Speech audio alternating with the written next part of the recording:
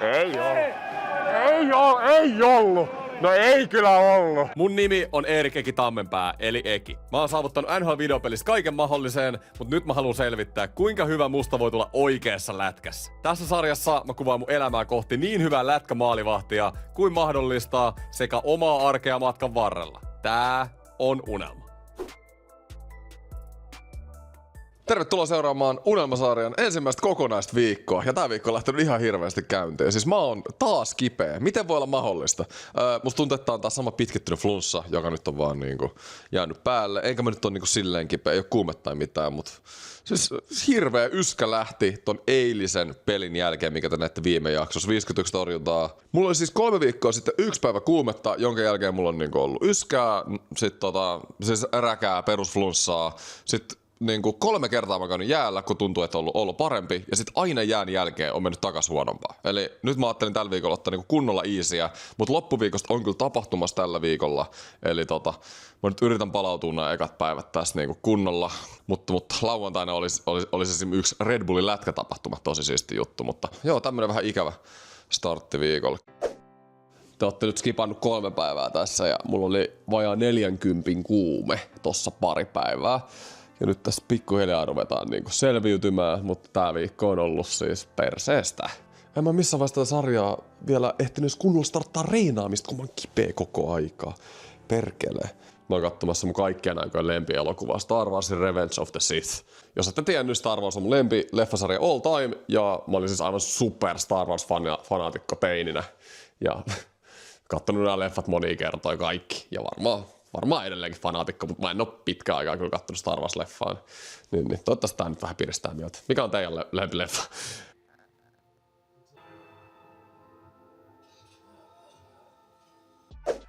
Ai että, mä oon takas eläviä kirjoissa, mutta aloitetaan tällä hei.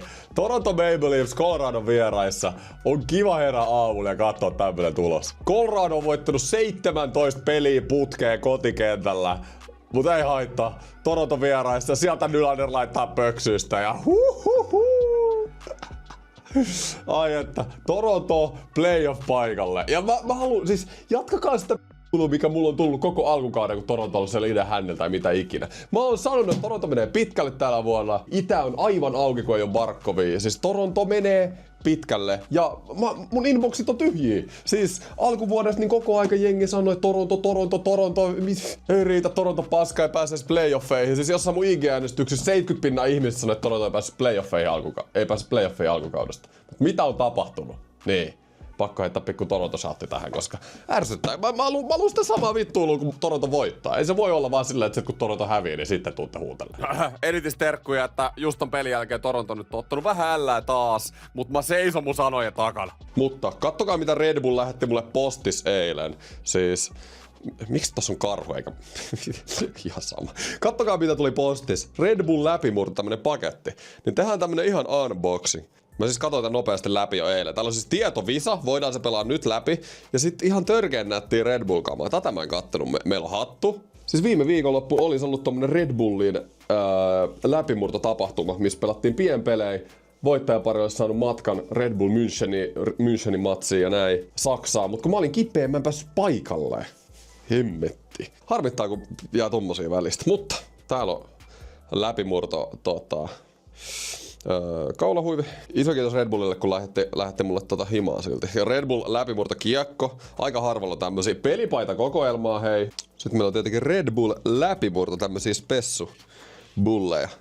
Kyllä kelpaa. Kiitos Red Bullille. Mut nyt näette, kun mä pelaan ton tietovisan. Tässäkin oli palkintona paikka ton Saksa Müncheniin katton matsiin. Ilmeisesti parhaalle tai jotain. Ensinnäkin meillä on tehoste, mitä voi käyttää 1 kerran. Lisää 5 sekuntia ajastimeen. Okei. Katsotaan kuinka nopea tai hidastaa.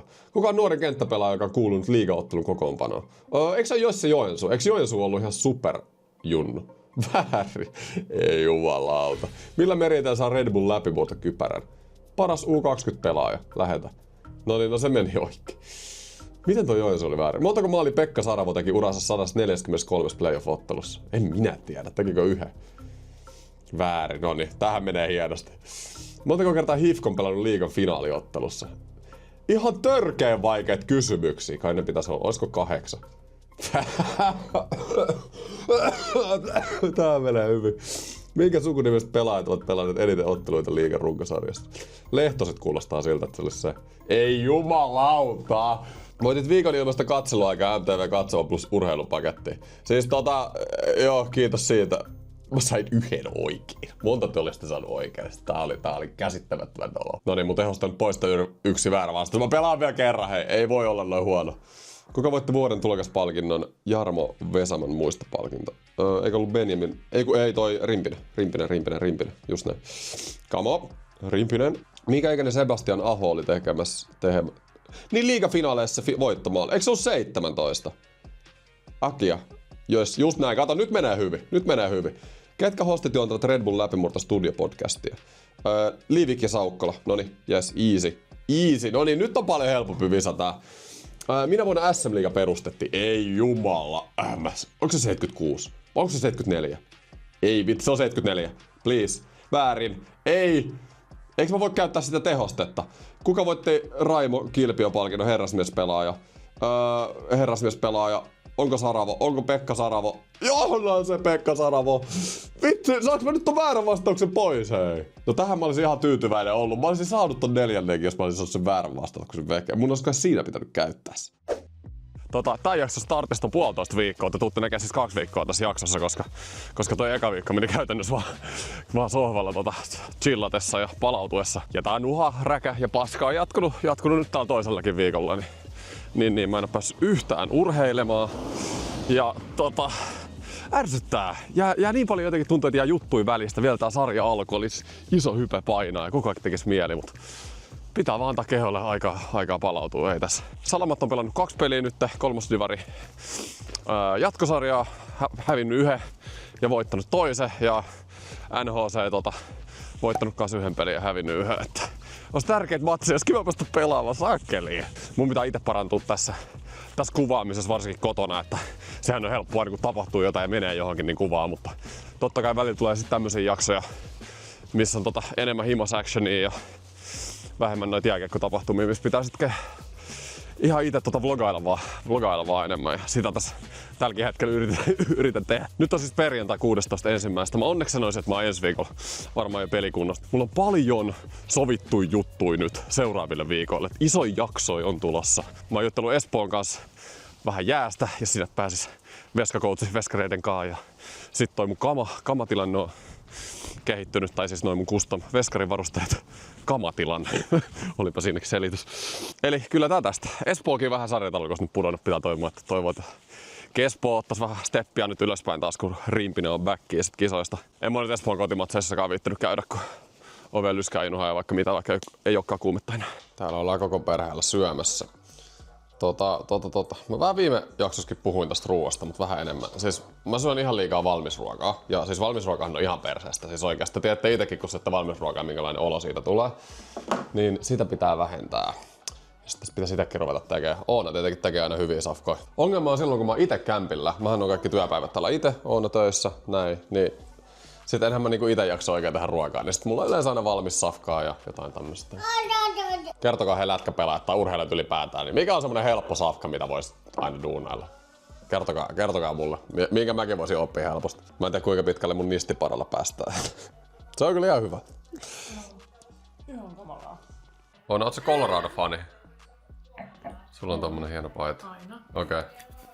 Kuka on sun lempipelaaja Coloradosta? Tulee kysyä. Cale Makar. Cale Makar, hienosti. Osaatko sä sanoa 3 muuta pelaajaa? Mäkinen. Hyvä, 1. Onko Rantanen? Ei joo enää, se on Dallasissa. Eikö niin onkin? Ota toi pois. En ota. Ota pois se. Mitenkä otat? Mä oon pelannut sen pikkuveljen NRiä aika monta vuotta. Anton Menten. Ei. Herra jestas nyt. Kyllä sä nyt tiedät. Mikä? Nyt mä oon... Mitä? Lehkonen. Aivan katastrofi. Mä häpeän. Hifki, Espoo tulee muuten kohta. Me katsotaan se peli. Mä siis ajattelin ruveta joka päivä tekee venytyksiä. Mä en oo siis oikeasti... no niin just. Mä en oo siis yhtään... Mä en oo venyvä, mut mun lonkat kyllä niinku kestää aika paljon. Ne venyy niinku eri asentoihin aika kivasti, mut mulla ei oo semmoista niinku yleistä venyvyyttä mun mielestä ihan hirveästi. Et esimerkiksi spagattia mä en osaa tehdä ollenkaan tai mitään. Mä ajattelin joka päivä ylipäätään, hei, jos on hyvä veska, niin pitää olla venyvämpi. Ja spagattiin pitäisi päästä jossain vaiheessa. Tästä se jostain alkaa. Mut se on hyvä, kai se on tullut siitä maalivahtiolosta, että mä pystyn kyllä niinku lonkilla vähän niinku istua tai olemaan. Vähän niinku laittaa mihin asentoon tahansa. Ja tästäkin pääsee silleen tosi helposti ylös. Yllätyshyppy tuli. Mut tarvii semmoista niinku venyvyyttä. Esimerkiksi niinku jos miettii mun spagaattiveny, viittikö tässä nyt? No mä oon vähän lämmitellyt. Mihinkö asti se mennään? Sarja loppuu lyhyen nyt. Mut ei niinku...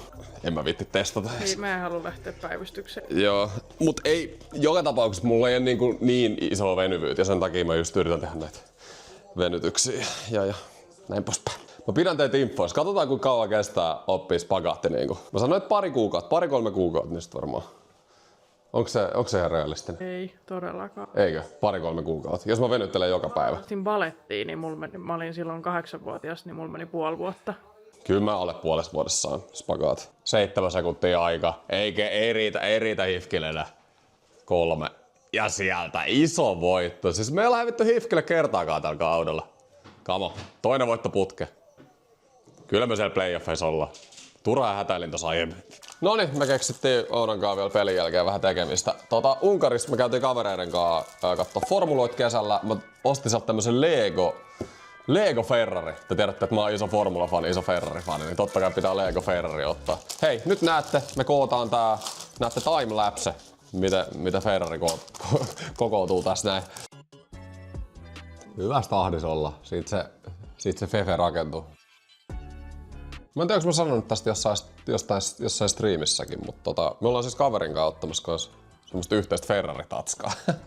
Tulee olemaan mun elämäni eka tatuoita, se tulee olemaan ihan mielenkiintoinen. Varmaan itse asiassa tässä lähikuukausina, tai varmaan lätkäkauden jälkeen, ennen kesää. Ja siis jos te ihmettelette, että mistä tämmönen Ferrari-fanaattius, niin siis mä oon tykännyt vaan formuloit seuraa. Faija opetti mut formuloihin nuoresta pitää, ja se Ferrari, se punainen, oli aina niinku se juttu. Eka oli Michael Schumacher ja sitten Kimi meni Ferrarille ja ne on nyt ekoja formulakisoja, kun mä muistan, kun Kimi Ferrarilla eka vuosi ja maailmanmestaruus. Sieltä se on käytännössä lähtenyt. Että nytkin lempikuski Hamilton meni Ferrarille, niin nyt se on tullut vähän niin kuin semmoinen Ferrariinto taas takaisin. Sitten me oltiin pari vuotta sitten Oonan kanssa tuolla Italiassa. Monzassa kattoo kisaa, sekin oli ihan huikeeta. Mulla on hauska tarina, mä oon ollut Glory Hunteri joskus junnuna Kimi ajoi tällä McLarenilla, olisiko vuosi ollut 2003, silloin kun Kimi taisteli ekaa kertaa Schumacheria vastaan maailmanmestaruudesta. Mä oon Faijat kuullut tän tarinan, eihän mä ite tietenkään muista, mutta Faija on ollut laivalla mun kanssa. Sitten mä oon ollut ilmeisesti niin Glory Hunter, että Ferrari-fani ja näin, että mä oon ollut niinku Schumacherin kelkassa. Sitten Kimi oli keskeyttänyt kisassa, ilmeisesti johdosta tai jotain, niin mä rupesin niinku tuulettaa kun Kimi keskeytti. Faija sanoi, että hyvä, että se ei saanut pataa siellä laivalla. Oi. Poika juhlii, kun Kimi keskeytti. Ollut varmaan ihan hirveä tilanne. Mulla on mun elämässä ollut siis aina 3 urheilulajia, mitä mä oon tykännyt seurata. Tai no, itse asiassa vähän vaiheittain, mutta lätkä on ollut aina 1. Koris mulla oli tosi iso silloin teininä. Ja sitten formula on kans toinen, joka on lätkäohjelma niin mennyt mun koko elämä. Futistakin mä tykkäsin seuraa silloin niin kuin yläkouluikäisenä ehkä. Oli näitä arvokisoja, pelasin Fifaa paljon ja ties pelaajat, mutta futis on tylsä laji, sitä ei oikein. Ja nykyään ei ole vaan niinku, on paljon lajeja, jotka kiinnostais seuraa, varsinkin tuolla Amerikan puolella, mutta esimerkiksi just se koris, mutta ei ole vaan niinku aikaa, että se on, niin siinähän se dartsi aina uuden vuoden aika. Oona nopeasti sun lempiurheilulajit. Yleisurheilu, hiihto, jääkiekko. Ei oo jääkiekko. Kyllä sä formulasta tykkäät enemmän kuin jääkiekosta. Mut joo. No kyllä se lasketaan urheilulajiksi. Et sä mitään lätkää kato, älä valehtelekaan. Sua ei kiinnosta hevon niinku paskaakaan jääkiekko. No, siis sä katot 2 peliä vuodessa lätkää. Mut formulakisat sä katot kaikki mun kanssa. Mut mä tykkään niinku seurata kaikkea NR-draamaa. Mitä draamaa? Just vaikka tää Ulmar-draama. Ai sä tykkää tästä? No yksi ilta, kun sä olit mennyt nukkumaan, niin olen googlettelemaan sitä. Ai aloin. No, joo. Mitä sä löysit? Mä en ole googlettanut En tätä mä Ulmar. hirveästi se löytyy Okei. mitään enempää, mutta Okei. Ehkä tässä videolla ei tätä Ulmar-tilannetta nyt, mutta on hämärä keissi. Googlatkaa, jos teitä kiinnostaa. tarrat puuttu, mutta muuten tehty. Okei. Anteeksi, kun on olemassa. Ja sitten totaalinen Ai, mun sormia ei tonne väliin. oli kyllä karma. Kyllä se tästä pikkuhiljaa rupeaa jonkunlaiset formulat näyttää. Tunti vedetty. Tässä on enää kuin pyörät alle ja Ferrari valmis. noniin. We are ready. Siinä meidän Ferrari. Vajaa 2 tuntia kesti tehdä. Otetaan ukko sisään. Noin, tunti 50 about. Come on. We did it. Ja sitten Ensimmäinen Lego. halo kiinni. Halo kiinni. Noin. Ja kato mitä se on menee. valmis. Siis vitsi Skidi tykkää tästä kun se herää aamulla. Arvaa, se rikkoo sen heti. Me tarvitaan Se reaktio. heittää sen tosta portaista alas. Mikä se on? Minkä sä löysit heti aamusta? Varo, et rikos sitä. Ja osia putoaa.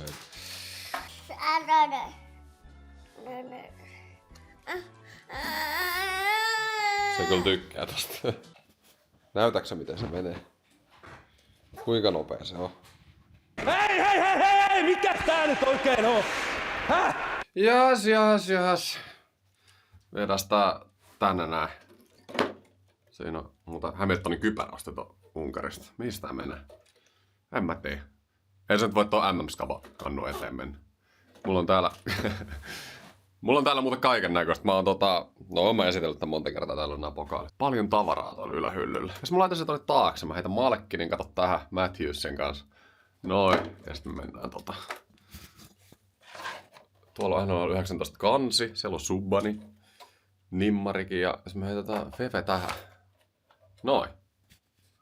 Toi on aika hyvä. Mä heräsin aamulla, katsoin NHL-tulokset sellaisen somea läpi ja tää asia ärsytti mua niin paljon, että mun on pakko tehdä segmentti tästä tähän videoon. Siis Jake Anderson hävityn pelin jälkeen. Montreal voittaa Ottavan 6-5, niin Jake Sanderson. Leevi otti muutamia hyviä torjuntoja, mutta loppupeleissä maalivahdin pitäisi kuitenkin torjua yli 10 kertaa, että ottelun voisi voittaa. Siis miten voi heittää veskarin näin pahasti bussin alle? Siis ihan käsittämätöntä. Yeah, I think Levy makes some good saves, Siis- but Kusipää. I think at the end of the day, you gotta make more than 10 saves to win a game.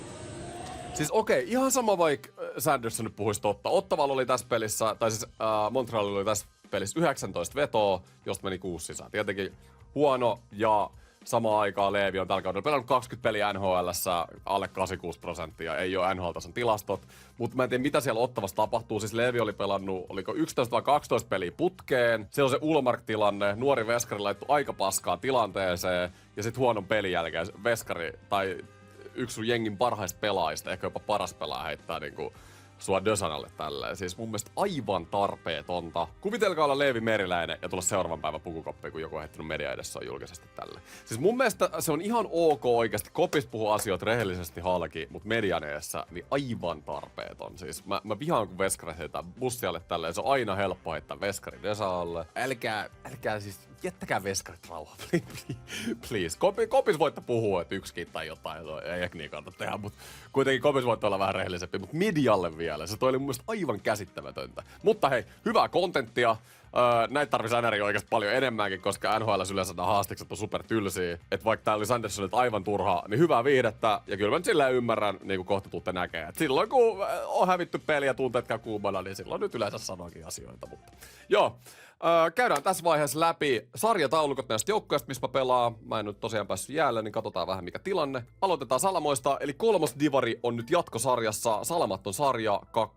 Tästä siis alkusarjan jälkeen putos, oliko 8 jengiä pois ja 8 pääsee nyt playoffeihin. Salamat on 11 pistettä pudotuspeliviivan yläpuolella ja pelejä on jäljellä 7. Mä nyt tosiaan ensi viikolla palaan jäälle. Toivottavasti mä nyt saan mahdollisimman paljon tai mä pysyn terveenä ensinnäkin, mä saan mahdollisimman paljon jääaikaa ja sitten pelaa hyvää loppukauden tästä ja toivon mukaan pääsee peleihin ja toivon mukaan sitten taistellaan sitten ykkösveskarin paikasta playoffeihin. Mä en ole ihan varma miten pudotuspelit menee, mutta mä nyt oletan, että yksi veskari pelaa niinku, tai joku Niin. Jos pelaa hyvin, niin sinne pääsee pelaamaan. Mutta joo, kyllä Salamat taistelee ihan sarjan voitosta. Et voi olla jopa nousu kakkosdivisioonaan ihan mahdollista. Top 3 tästä sarjasta, 3. divisioonasta sitten pudotuspeleen top 3, niin pääsee karsi kakkosdivariin. Oliko...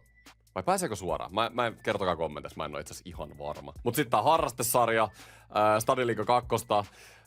NHC:lla on erittäin huono tilanne, eli mun toinen joukkue. Tai no silleen vielä omissa käsissä, mutta me ollaan sarjan 2. 4 pääsee pudotuspeleihin 7 joukkueesta. Täällä on vielä 4 peliä jäljellä. Joo, me ollaan sarjan 2, mutta meillä on eniten pelattuja pelejä. Ja täällä on muutamalla joukkueella meidän alapuolella vähemmän häviöitä kuin meillä. Mutta jos me voitetaan loppupelit, niin on hyvä sauma, mutta paljon pitää parantaa. NHC:ssä on ollut aivan täyttä sekoilua viime aikoina. Viime videossa näitte ton peli, mikä meillä oli Bear League Warriorsia vastaan 8 pelaajalla. Viime peli NHC hävisi 7-0 Griff Starsille just tällä viikolla, missä mä en ollut siis siinä pelaamassa. Ja sitten me hävittiin aivan pystyy Tavastia Shrimpsille tossa joulukuussa, josta te näette nyt materiaalia. Koska hei, tää on kuitenkin jääkiekkosarja, kyllä mä joka jakso yritän saada aina lätkämatskua kun mahdollista. Mä oon säästellyt ton pelin materiaalin just ehkä tämmöstä jaksoa varten, kun mä tiesin, että unelmasarja oli tulossa, jos ei pääse jäälle, niin tässä se nyt on. Mä sanon vielä NHC:stä sen, että silloin kun meillä on 3 kenttää, parhaat pääsee paikalle. Meillä on hyvä jengi, mutta silloin kun meillä on huonoimmassa tapauksessa alle 2 kenttää, niin välillä meidän peli on ihan katastrofaalista. Meidän pelin taso heittelee ihan sikana. Mutta video loppuu, nauttikaa. NHC vastaa Tavasti ja Shrimpsi. Tää oli tosiaan pelattu vähän yli kuukausi sitten. Hei! Ei meikin. Tää peli pelattiin 17.12.2025. Ja silloin kun tää matsi pelattiin, mulla oli ollut pari päivää kuumetta ennen tätä. Joten se oli ylipäätään virhe mennä pelaamaan tähän matsiin. Ja tästä toi mun kipeyskierre vähän niinku lähtikin sitten. Menipä helposti. Mutta joka tapauksessa meillä oli tässä pelissä 2 kenttää, ja tää oli vaikea matsi veskarille, ja aivan hirveä peli ylipäätään, joka antaa vähän kuvaa, mitä NHC:ssä on oikeasti tapahtunut tässä viime kuukausina, ja millaista toi tekeminen on ollut. Meillä oli 10 pelaajaa, ja ekaserässä oltiin heti helisemässä. Eka maali meni liian helposti itelle, vaikka se hyvä veto olikin. Jonka jälkeen otin pari hyvää seiviä. Tää meidän puolustaminen tai sen puute rupes mua hermostuttaa. Maali edusta hei nyt.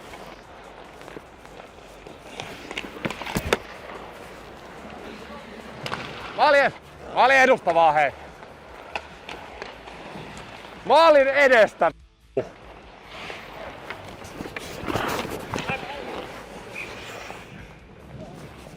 Hyvä feikki.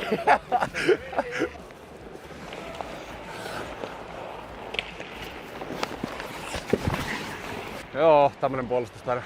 Eka erän lopulla peli on 1-1, kunnes veto menee tosta meidän oman pelaajan mailaan mun ja tolpan kautta sisään. 2-1 ollaan häviöllä. Tilanteet jatkuu ja ekan erän lopulla näette somessakin viralliksi menneen klipin, missä tuomari päättää, että kiekko oli maalissa. No, kattokaa ite. Mitä täällä tapahtuu? Pois se kiekko nyt vaan. Toinen puoli. Ei ollut. No ei kyllä ollut. Mä näin ihan täysin se tosta. Mitä helvettiä? Miten sä voit viheltää ton maaliksi? Siis ihan oikeesti, eihän se ollut edes lähellä. Muistakaa kuitenkin, että koko kiekon pitää olla yli. Ja hyvä, että tossa tapauksessa kiekko oli edes puoliksi yli viiva. Mut ei mitään, syödään paskaa ja mennään eteenpäin. Mitä paskaa saata. Tokas eräs Tavasti ja Shrimps jatko myllytystä ja mulla rupes menee hermo tähän meidän tekemiseen. Hei vittu.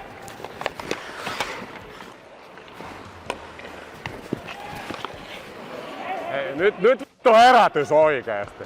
On vaikea peli veskarille tällainen. Maalipaikkoja tulee hyviltä tonteilta jatkuvasti. En mä nyt rupea ketään yksittäistä pelaajaa heittää bussi alle, mut jumalauta me oltiin kaikki ihan paskoja tässä pelissä. Sun pitää ite avata pelit. Ja kyllä mua ihmetytti toi meidän yleinen asenne ja sellainen välinpitämättömyys, mitä mä ainakin maalista aistin koko matsin. Joo, pelataan harrastesarjaa, mut luulisin, että jos porukka vaivautuu tulee hallille, niin kentällä annettais vähän enemmän myös efforttia, mitä tässä pelissä näytti olevan.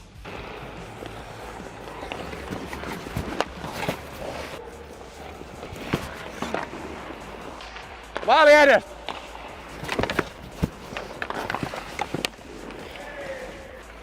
Maali edes!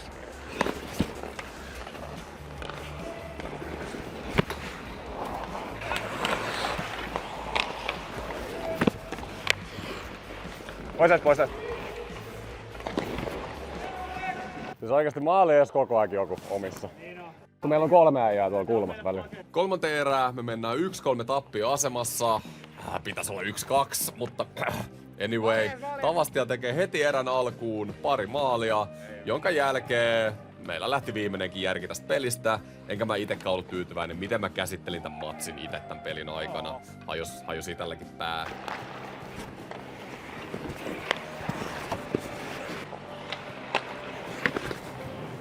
Pois vaan! No niin, no siinä. Vittu mä en jaksaa olla tää. Ihan sama oikeesti mitä siellä kentällä tapahtuu, niin pitäisi vaan loppuun asti keskittyä aina omaan tekemiseen. Varsinkin kun sä oot maalivaa. Kyllä mä tuolla kaikkeni tuolla yritin. Asenne olisi vaan voinut olla vähän parempi. Videon loppuun 3. erän myllytystä meidän päähän. Ja mä sanoin jo tässä vaiheessa, että kiitos kun katsoitte tämän videon. Muistakaa kertoa mitä mieltä olitte videosta ja painaa sitä subinappia. Me ollaan hei ihan just 25 000 tilaajassa, ellei oo jo täynnä, kun katsotte tätä. Paluu omalta osalta taas jäälle ja viikoittaisiin jaksoihin ensi viikolla ja toivon mukaan ei mene ikinä näin monta maalia, mitä meni tässä matsissa. Ei kun moro ja seuraava kerta. Kiva olla täällä.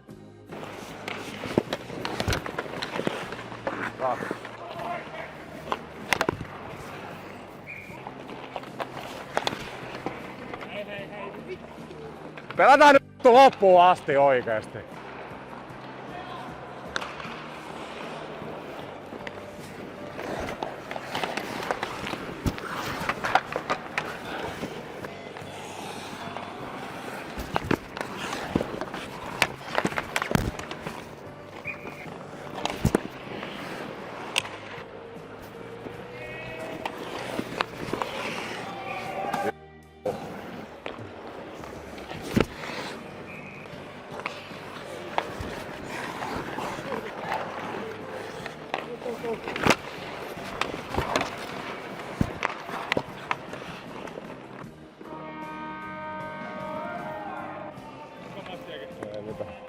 Peli olisi päättynyt 20-2. Eihän Hukkaan heitettyä aikaa.